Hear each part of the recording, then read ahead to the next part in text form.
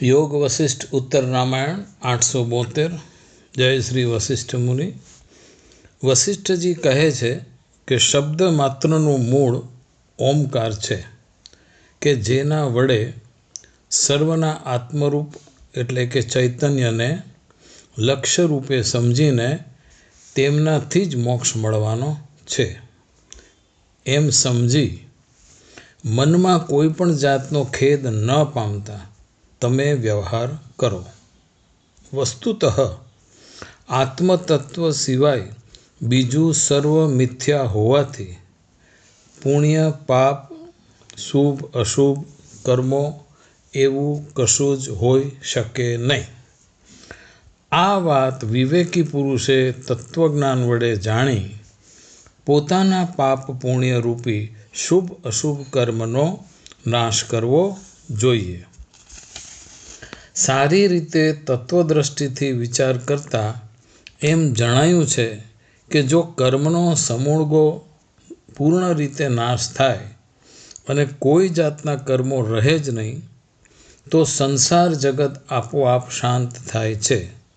જેમ જળ છે તે પોતે અંદર પ્રવાહ રૂપે પણ છે હાજર, આ પ્રવાહપણું જળથી જુદું નથી, તેમ એ ચૈતન્ય આત્મા પોતાનામાં ક્રિયાકારક વગેરે ત્રિપુટીવાળી ચિત્ત એવી સંજ્ઞા ઉત્પન્ન કરે છે, પણ તેનાથી તે પોતે જરા પણ જુદો પડતો નથી।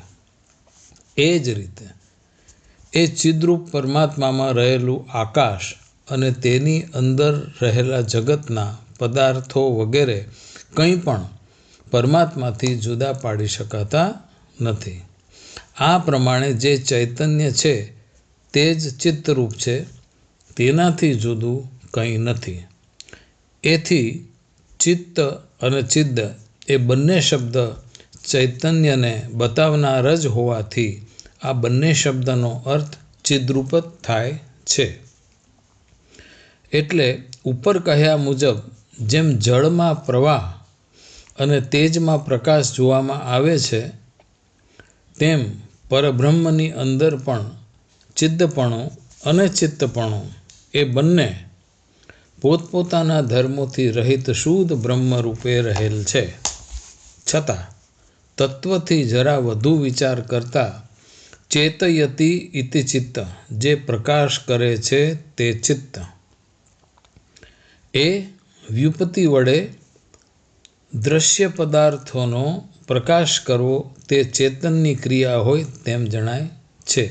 દ્રશ્ય પદાર્થોનો પ્રકાશ તે ચેતનની ક્રિયા હોય તેમ જણાય છે, પરંતુ ચેતન કે જે તત્વદ્રષ્ટિથી સાક્ષીરૂપ કુટસ્થ છે તેમાં આ વાત સંભવિત નથી, પણ ભ્રાંતિ વડે મિથ્યા જ ભાસી રહેલ છે। એટલે જે મિથ્યા રૂપે ભાસતું હોય તે ખરી રીતે હોઈ જ શકે નહીં। જેમ પવન અને તેની ગતિ એ બંને જુદા નથી, તેમ એ ચેતન ચિદાભાસ અને તેની ક્રિયાકર્મ આ બંને કોઈ હેતુ વિના જ ભ્રાંતિથી દેખાતા હોવાથી તે બંને આત્માથી જુદા નથી। તેથી બહાર જાગ્રત અવસ્થામાં તથા અંદર સ્વપ્ન અને સુષુપ્તિ અવસ્થામાં જે કોઈ પદાર્થો જોવામાં આવે છે તે પણ આત્માથી જુદા નથી જ।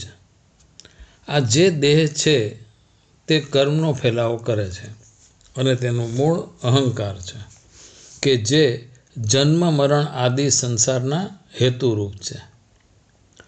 હું અહંકાર એવી કોઈ ચીજ જ નથી એવી ભાવના વડે ચિદાભાસ કે જે કર્મરૂપે ફેલાયેલ છે તેનો અભાવ સમજી લઈ અહંકારરૂપી મૂળને કાપી નાખવાથી તે ચિદાભાસ પણ શાંત થઈ જાય છે। માટે પથ્થરની જેમ દ્રઢ બની તમે સંસારના મૂળને ઉખેડી નાખો।